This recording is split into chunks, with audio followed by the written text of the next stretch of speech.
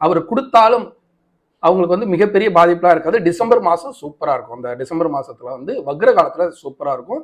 அதுக்கடுத்து வந்து பார்த்தீங்கன்னா டிசம்பர் ஜனவரி அதில் வந்து ரொம்ப சிறப்பாகவே இருக்கும். வக்ரகாலம் என்பது மிக மிக சிறப்பான ஒரு பலன்களை, எதிர்பாராத திருப்பங்களை, எதிர்பாராத ஒரு நல்ல விஷயங்களை மிதுன ராசிக்காரர்களுக்கு விரய குருவாக இருந்து அந்த விரயத்துல நான் ஒரு செலவு செஞ்சேன், அதன் மூலியமா ஒரு பெரிய லாபம் வந்துச்சு, இந்த சின்ன மீனை போட்டேன்டா அது வருத்தமா இருந்துச்சு, ஆனால் இன்னைக்கு பெரிய மீனே மாட்டிக்கிச்சு அப்படின்னு பெருமைப்படக்கூடிய ஒரு அற்புதமான காலம் இந்த நல்ல நாள்ல.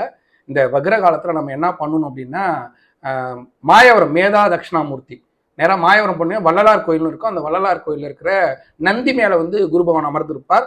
அவரை போய் இந்த விரைய காலத்திலேயே எப்போனாலும் நம்ம போகலாம்.